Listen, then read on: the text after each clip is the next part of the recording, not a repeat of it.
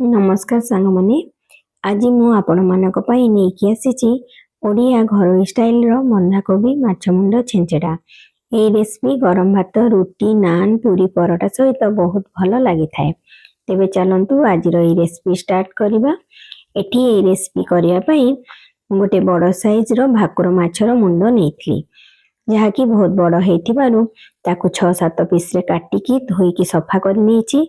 एबे ता देहरे अल्प हलदी गुंड आ परिमाण मुताबक लुण देकी ताकू भल भाबरे गोलेकी रखी नेची। एबे गोटे कड़ई गरम करिची। कड़ई गरम हैला परे सेथिरे 2 बड़ चामच सोरिष तेल देइची। तेल गरम हैला परे सेथिरे अल्प टिके हलदी गुंड देकी माछ को देई नेबी। देखंतु एबे माछ को मीडियम फ्लेम रे एपट सेपट करिकी भल भाबरे छाणी नेबी। एबे जो तेल गरम हैला परे हलदी गुंड देली। हलदी गुंड देकी जदि माछ पकाउचंदी तेबे माछर तेलटा आउ ऊपर को छिड़कीबनी। ए टिप्स टा मने रखथिबे आपण जेबे माछ छाणीबे एई भली प्रोसेस रे करिवे। देखंदो एबे ए माछ हेई जेची ताकू काढी नेची। एबे आउ जो माछ अछि ताकू भी देई नेबी। एठी मु एई माछ छेंचडा करिया पई बंधा कोबी रे भाकुर माछ मुंड नेची। आपण चाहिले रोई माछ मुंड रे भी करि परिबे। देखंतु एबे माछ भी हेई जेची आकू भी काढी नउची। आउ जो माछ अछि ताकू भी देई नेबी। सेही समय रे मु गोटे मसला रेडी करबी। मसला रे 2 छोट खंड अदा नेची, अल्प रसुन नेची, 2टा प्याज नेची, 2टा कंचा लंका, गोटे बड़ साइज रो टमाटो नेची। एबे गोटे ग्राइंडर जार रे से अदा को आउ टिके छोट छोट पीस करिकी देई नेबी। आउ जो रसुन रखिची रसुन को देई नेबी। एबे आधेरे मु 2टा सुखिला लंका दउची। आपण टेस्ट अकॉर्डिंग लंकाटा कम बेसी कर परिबे। आ गोटे छोट चामच जीरा देई नेची। आउ 5-6टी गोल मरीच देई नउची। आउ अल्प पानी देकी एबे मसला को ग्राइंडिंग कर नेबी। सेही समय रे जो प्याज आ कंचा लंका टमाटो रखिची ताको छोट छोट पीस करिकी काटी नेची। एबे मसला भी ग्राइंडिंग हेई जेची ताकू गोटे जगह रे काढी नेबी। एबे सब जिंस को साइड करिकी रखी नेबी। सेही समय रे चेक कर नेबी माछटा हेची कि नहीं। देखंतु माछर गोटे साइड हेई जेची तार आरो साइड टा उल्टी नेबी। एबे माछ छणा हेई गलानी। माछ छानला बेले सब बेले फ्लेम मीडियम रे ही रखिबे। माछटा भल भाबरे छानी हेबो। हाई फ्लेम रे माछटा पोड़ी जिवो। देखंतु माछ छणा सरी जेची। एबे आउ सब जिंस रेडी कर नेबी। एबे एथिरे दबा पई 2टा मीडियम साइज रा आलू नेची तार चोपा छडे नउची। चोपा छडेला परे आलू को छोट छोट पीस करिकी काटिकी सफा पानी रे धोई नेबी। देखंतु आलू कटा सर जेची। एबे ताको धोई नेबी। आउ एथिरे दबा पई मु किछि ग्रीन मटर नेइथिली कंचा मटर तार चोपा छडे कि नेई आसीची। देखंतु गोटे छोट गिन्ना रे गिन्ने पाखा पाखी। एबे एई बंधा कोबी को मु पूर्वरु धोई नेइथिली। एबे आको फाळो कर नेबी। गोटे फाळो ही काटिबी।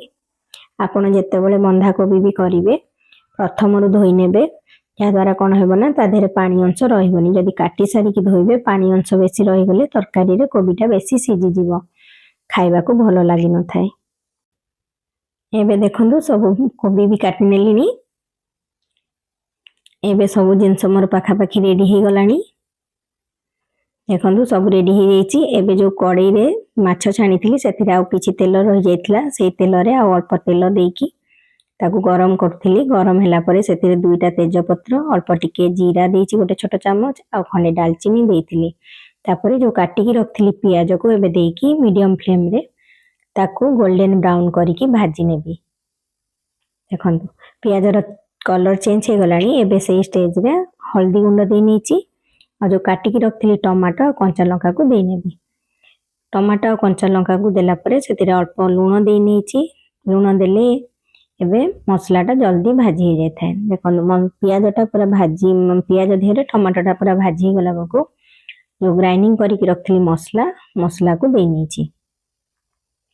एबे मसला देला परे सेथिरे 2 छोट चामच काश्मीरी चिली पाउडर दउची। एटा देले तरकारी रो कलरटा बहुत सुंदर हेइथाय। एटा पूरा ऑप्शनल अछि, आपण चाहिले देबे नचे स्किप भी कर पारबे। एबे तेल छाड़िया पर्यंत मसला रो भाजी नेबी। देखंतु मसला पूरा रेडी हे गलानी। से स्टेज रे गोटे छोट चामच कस्तूरी मेथी पत्र दे नेची। तापरे आलू जो रखथिली काटिकी से आलू को देकी गोटे 2 मिनिट ता कवर करिकी भाजी नेची। तापरे कवर काढिकी ता देहरे जो रखिथिली मटर आउ अल्प किछि धनिया पत्र काटिकी दे नेची। धनिया पत्र देथिले तरकारी रो टेस्टटा भलो होइते आ वासना भी बहुत सुंदर बढ़िया वासना आछिताय। देखंतु एबे जो काटिकी रखथिली बंधा कोबी ताकू देकी एबे भलो भाबरे मिसै नेबी। एई स्टेज रे फ्लेम टिके हाई कर नेबी। बंधा कोबीटा देला बडे हाई फ्लेम कर देले पत्रटा जल्दी नरम हो जाए। एबे सब कोबी की दे नेबी। देकी भलो भाबरे मिसै नेबी। तापरे ताकू कवर करिकी सिझिबा पई देबी। ताकू 50% सिझेबी, बेसी सिझेबिनी। देखंतु एबे 50% पाखापाखी सिझी गलानी। एई स्टेज रे जो छाणी की रखिची माछो से माछो को दे नेबी भांगी की ता देहरे। तापरे ताकू पुणी भलो भाबरे गोली नेबी तळ ऊपर करिकी। ए स्टेज रे जो लूणटा कम बेसी आपण चेक करि परिबे।